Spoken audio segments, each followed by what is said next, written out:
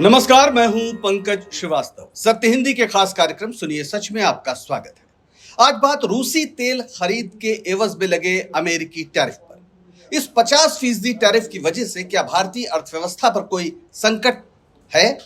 क्या रूस से तेल खरीदने की कीमत पूरे भारत को देनी पड़ रही है, जबकि फायदा अंबानी जैसे बड़े कॉरपोरेट घरानों को ही हुआ है? आखिर रूस से सस्ता तेल खरीदने का लाभ भारत की आम जनता को क्यों नहीं मिला, जो इसकी कीमत अदा करने को मजबूर है? क्या अमेरिका का इस कदर खफा होना भारतीय कूटनीति की बड़ी विफलता नहीं है? मिलेंगे इन तमाम सवालों के जवाब हमारे आज के इस वीडियो में। ये तस्वीर जो रूस और यूक्रेन के बीच युद्ध जारी है, पुतिन और जेलेंस्की के बीच कोई समझौता हो नहीं पा रहा। वैसे झड़पें तो 2014 से शुरू हो गई थी, लेकिन 2022 में यह तनाव पूर्ण युद्ध में बदल गया। अब तक हजारों सैनिक और नागरिक मारे जा चुके हैं, लाखों लोग विस्थापित हुए हैं और अरबों की संपत्ति नष्ट हुई है। ट्रंप ने, यानी अमेरिकी राष्ट्रपति डोनाल्ड ट्रंप ने चुनाव लड़ते वक्त दावा किया था कि वे इस युद्ध को जल्द से जल्द बंद करवा देंगे, लेकिन ऐसा नहीं हो पाया। ट्रंप का मानना है कि रूस इसलिए युद्ध बंद नहीं कर रहा है क्योंकि भारत जैसे देश उसे फंडिंग कर रहे हैं ताकि वार मशीन चलती रहे। तो भारत कैसे ये फंडिंग कर रहा है? तेल खरीद से। कम अमेरिका का तो कुछ यही आरोप है। तो देख लेते हैं कि रूस से भारत की जो तेल खरीद है वो क्या है। भारत ने 25% से लेकर 50% छूट पर रूस से कच्चा तेल यानी क्रूड ऑयल खरीदा है और इससे भारत को 17 अरब डॉलर की बचत हुई है। अब जब हम भारत कह रहे हैं तो इसका मतलब है भारत की कंपनियां। वैसे तो अमेरिकी राष्ट्रपति ट्रंप प्रधानमंत्री मोदी को अपना दोस्त कहते हैं, लेकिन इस मसले को लेकर वे इतने कुपित हुए कि भारत पर 50% का टैरिफ यानी आयात कर लगा दिया। इसमें 25% रूस से तेल खरीदने का दंड है। ट्रंप चाहते हैं कि भारत रूस से तेल खरीदना तुरंत बंद करे, क्योंकि इससे रूस की अर्थव्यवस्था को मदद मिलती है और वो युद्ध जारी रखने में कामयाब है। लेकिन सवाल तो भारत की संप्रभुता का है। यह भारत का हक है कि वो किस देश से, किस स्तर पर, किस चीज का व्यापार करे। लेकिन अमेरिका की ओर से एक ऐसा मुद्दा उठा दिया गया है जो सोचने पर मजबूर करता है। अमेरिकी व्हाइट हाउस के व्यापार सलाहकार पीटर नवारो ने इस मुद्दे पर एक गंभीर बयान दिया है। उन्होंने क्या कहा? उन्होंने कहा है कि भारत के कुछ सबसे अमीर परिवारों ने इस सस्ते तेल से युद्ध मुनाफाखोरी की है। युद्ध और मुनाफाखोरी का वैसे पुराना संबंध है। जब युद्ध होता है, जब सामान की कमी पड़ने लगती है, तो लोग माल डंप कर लेते हैं, जो चतुर मुनाफाखोर व्यापारी होते हैं, और फिर उसे महंगे दाम पर बेचते हैं। तो क्या यहां पर यही हुआ है? पीटर नवारो का इशारा साफ तौर पर रिलायंस इंडस्ट्रीज और मुकेश अंबानी की तरफ था। कई प्रमाणित स्रोतों का कहना है कि 2021 में भारत के कुल तेल आयात में रूस की हिस्सेदारी केवल 0.2% थी, जो 2025 तक बढ़कर 36 से 44% तक हो गई। तो आइए देखते हैं आयात बढ़ने में किसका कितना रोल रहा है। भारत में 2025 में भारत ने रूस से प्रतिदिन औसतन 1.7 से 2 मिलियन बैरल क्रूड ऑयल खरीदा या आयात किया, जो भारत के कुल तेल आयात का 36 से 44% है। और इसका ब्रेकअप क्या है वो कुछ इस तरह है। रिलायंस इंडस्ट्रीज, जी हाँ, अभी मुकेश अंबानी की बात हुई, रिलायंस इंडस्ट्रीज ने कुल तेल आयात का 33% अकेले खरीदा है, 77 मिलियन बैरल। ये जनवरी और जून 2025 के बीच का आंकड़ा है। और दूसरा है नायरा एनर्जी, इसने 12 से 15% तक तेल खरीदा है, 27 से 35 मिलियन बैरल जनवरी से जून 2025। इसके अलावा सरकारी कंपनियां भी हैं, आईओसी है, बीपीसीएल है, एचपीसीएल है। इन्होंने 35 से 40% खरीदा है, करीब 80 से 92 मिलियन बैरल जनवरी से जून के बीच में। और तो बाकी छोटे आयातक हैं, वो 5 से 10% इन्होंने खरीद की है। ये बताता है कि निजी कंपनियों की हिस्सेदारी 48% तक है। जाहिर है फायदा हुआ, पर किसे? क्या मुकेश अंबानी और रिलायंस इंडस्ट्रीज ने सस्ते तेल से अरबों का मुनाफा कमाया? आइए देखते हैं। ये जामनगर है। रिलायंस की जामनगर रिफाइनरी दुनिया की सबसे बड़ी रिफाइनरियों में से एक। रिफाइनरी यानी तेल शोधक कारखाने, जहां पर कच्चा तेल आता है और उसे फिर अलग अलग पेट्रोलियम पदार्थों में विभाजित किया जाता है, उसे रिफाइन किया जाता है, यानी साफ सफाई की जाती है। इसने जून 2025 में 7,46,000 बैरल प्रतिदिन रूसी तेल आयात किया। यह इसकी कुल क्षमता 13.6 लाख बैरल प्रतिदिन के आधे से ज्यादा है। कुछ रिपोर्ट्स हैं जो इस सिलसिले में आई हैं, उनका क्या कहना है? रिलायंस ने अपनी 67% रिफाइंड प्रोडक्शन को निर्यात किया है, यानी जो वहां से लाया गया है उसका 67% निर्यात किया है। कहां? खासकर यूरोप को। रिलायंस ने सस्ते रूसी तेल से करीब $6 अरब का मुनाफा कमाया है। $6 अरब सिर्फ रिलायंस को फायदा हुआ है। आईओसी और बीपीसीएल जैसी सरकारी कंपनियों ने भी रूसी तेल खरीदा, लेकिन उनका फोकस घरेलू बाजार पर ज्यादा रहा। सस्ते कच्चे तेल का फायदा जनता को होना चाहिए था, पेट्रोल डीजल के दाम कम होने चाहिए थे, लेकिन ऐसा नहीं हुआ। उसकी वजह जो हाई टैक्स है, यानी जो उत्पाद शुल्क है या फिर जीएसटी, और पिछले नुकसान की भरपाई, ये वो इरादे थे जिसकी वजह से जनता को इस सस्ते तेल का लाभ नहीं पहुंचा। यानी इस बात में दम है कि रूसी तेल मुनाफाखोरी का जरिया बन गया। हालांकि भारत सरकार का तर्क है कि रूसी तेल खरीदकर भारत ने वैश्विक तेल कीमतों को $120 से $130 प्रति बैरल तक जाने से रोक दिया। यानी यूरोप को तेल का संकट नहीं हुआ, और अमेरिका भी यही चाहता था। लेकिन अमेरिका तो कुछ और भी चाहता है। क्या चाहता है? ट्रंप की नजर भारत के बाजार पर है। कौन से बाजार पर? खासतौर पर कृषि और डेयरी क्षेत्र अमेरिका के लिए खोल दिए जाए, ऐसा वो चाहते हैं। ये ट्रेड डील भारत के साथ चाहते हैं।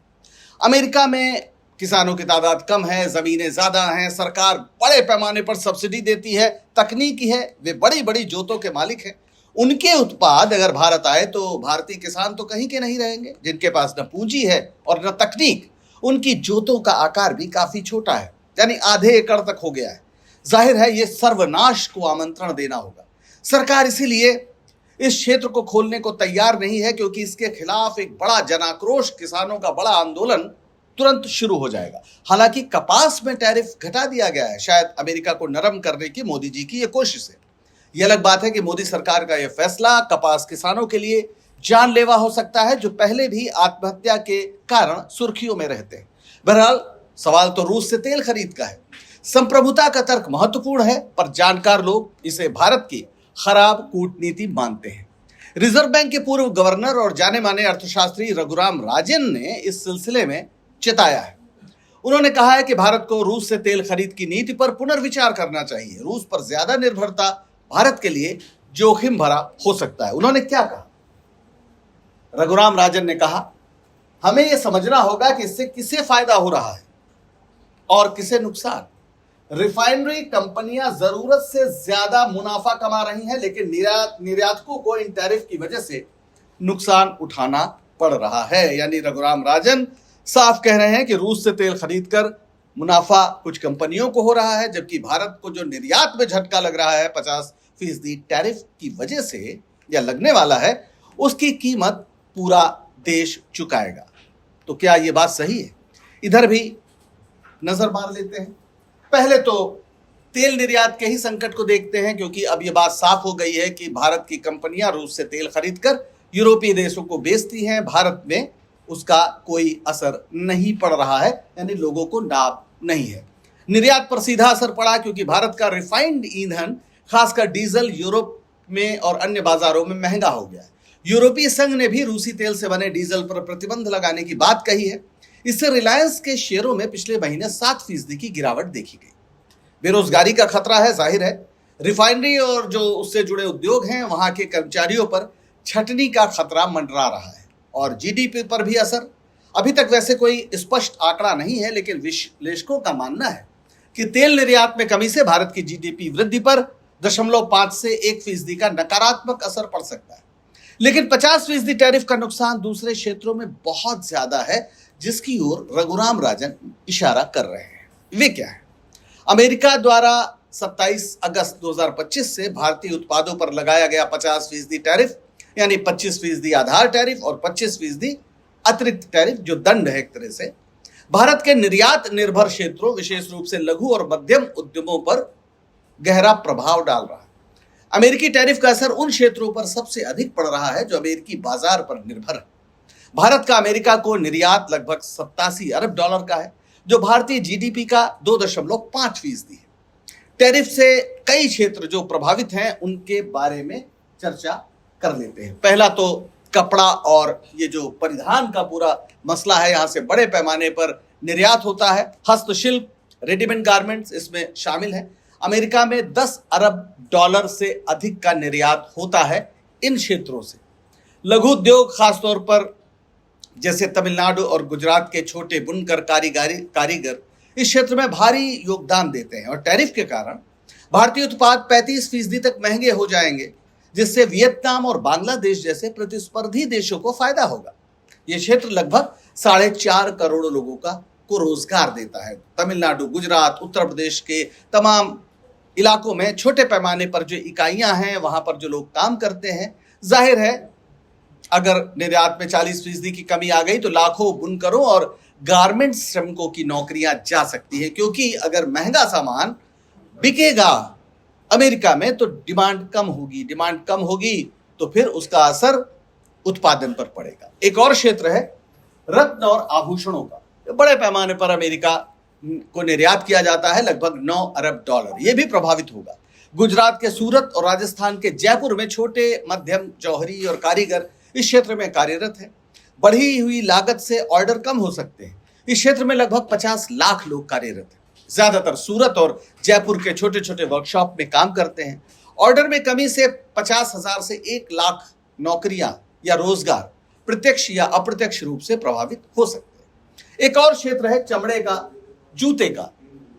लगभग 2 अरब डॉलर का फुटवेयर चमड़े के उत्पाद अमेरिका को भारत से निर्यात किया जाता है। आगरा और कानपुर के छोटे चमड़ा उद्योग जो रोजगार का बड़ा स्रोत हैं, वहां मांग की कमी का वो अगर सामना करेंगे तो फिर जाहिर है उनका उत्पादन कम होगा तो फिर नौकरियां जाएंगी। झींगा और समुद्री उत्पाद ये भी बहुत बड़े पैमाने पर निर्यात किया जाता है। विशाखापत्तनम और अन्य तटीय क्षेत्रों में झींगा निर्यात 2.4 अरब डॉलर का है, जिस पर जो टैरिफ है उसका गहरा असर पड़ेगा। ये उद्योग छोटे मछुआरों और प्रोसेसिंग इकाइयों पर निर्भर है। समुद्री निर्यात उद्योग विशेष रूप से झींगा 10 से 20 लाख लोगों को आजीविका देता है, खासकर तटीय इलाकों में, यानी समंदर किनारे जो क्षेत्र है। निर्यात में कमी से हजारों मछुआरों और प्रोसेसिंग यूनिट के कर्मचारियों की नौकरियां या रोजगार खतरे में पड़ सकता है। ऑटोमेटिव और मशीनरी, जो ऑटोमोटिव क्षेत्र है, ऑटो कंपोनेंट्स है, उनका निर्यात होता है 3.4 अरब डॉलर तक का। और मशीनरी निर्यात में छोटे सप्लायर्स की अहम भूमिका है, जो इंसलरीज के रूप में काम करते हैं। जब टैरिफ बढ़ेगा तो इनकी जो प्रतिस्पर्धा करने की क्षमता है दूसरे देशों से, वो काफी कम हो जाएगी। तो जाहिर है यहां भी बड़े पैमाने पर रोजगार संकट आएगा। फिर फार्मास्यूटिकल और केमिकल्स, भारत से जो दवाएं हैं, भारतीय दवाएं हैं, वो निर्यात है 9.2 अरब डॉलर, जिसमें छोटे निर्माता बड़े पैमाने पर शामिल। टैरिफ के कारण अमेरिकी बाजार में इनकी कीमतें बढ़ेंगी और वियतनाम जैसे प्रतिस्पर्धी देशों को इससे सीधा लाभ होगा। अब जाहिर है इसका प्रभाव बड़े पैमाने पर पड़ेगा। जो ट्रंप है वो भारतीय बाजार में, जब भारत का जो उत्पाद है वो करीब 30 से 35% महंगे हो जाएंगे और ऑर्डर रद्द होने का खतरा भी रहेगा। इससे आपूर्ति श्रृंखला पर दबाव पड़ेगा। लघु उद्योग जो बड़े निर्यातकों के लिए कच्चा माल या अर्ध तैयार उत्पाद सप्लाई करते हैं वो प्रभावित होंगे, जिससे सूरत के हीरा कटिंग उद्योग में 80% से अधिक छोटे पैमाने के कारीगर। नकदी संकट भी आ सकता है। छोटे उद्योगों के पास बड़े निर्यातकों की तरह वित्तीय संसाधन नहीं होते। मांग में कमी से कार्यशील पूंजी की कमी होगी, कर्ज का बोझ बढ़ेगा। रघुराम राजन दरअसल यही इशारा करते हुए पूछ रहे हैं कि क्या एक कॉरपोरेट घराने के लाभ को हम संप्रभुता कह सकते हैं, जबकि पूरे भारत को कीमत देनी पड़ रही है। और यह असर खास तौर पर बहुत नीचे तक गया है। प्रधानमंत्री मोदी के तमाम समर्थक पिछले दिनों रिलायंस के खिलाफ जिस तरह से सोशल मीडिया में पोस्ट आई, एक तरह से निशाना बनाया गया, वो बताता है कि जो सरकार के समर्थक तबका है उसमें भी इसको लेकर बहुत चिंता है कि आखिर अंबानी को लेकर इतना सरकार क्यों प्रोटेक्टिव है, क्योंकि नुकसान पूरे भारत को हो रहा है। ग्लोबल ट्रेड रिसर्च इनिशिएटिव जीटीआरआई के अनुसार टैरिफ से 48 अरब डॉलर के निर्यात प्रभावित होंगे, जिससे 5 लाख से 10 लाख नौकरियां खतरे में पड़ सकती हैं। अगर निर्यात ऑर्डर में भारी कमी आती है तो 0.5 से 1.5% जीडीपी का नुकसान होगा। जाहिर है भारत हर हाल में मुकाबला करेगा, करना ही चाहिए, लेकिन सवाल तो यह भी है कि ये नौबत आई क्यों? क्या यह कूटनीति की विफलता नहीं है? क्या पीएम मोदी अपने प्रिय दोस्त ट्रंप के इरादों को समय रहते भाप नहीं पाए?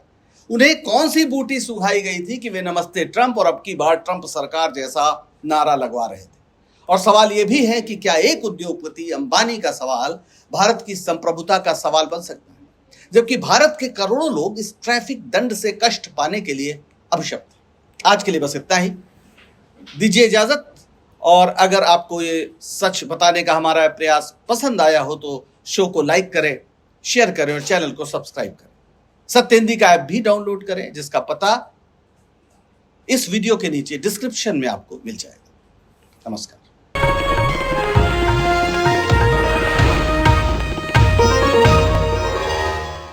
Copyright disclaimer under Section 107 of the Copyright Act 1976. Allowance is made for fair use for purposes such as criticism, comment, news reporting, scholarship, and research. Fair use is a use permitted by copyright statute that might otherwise be infringing.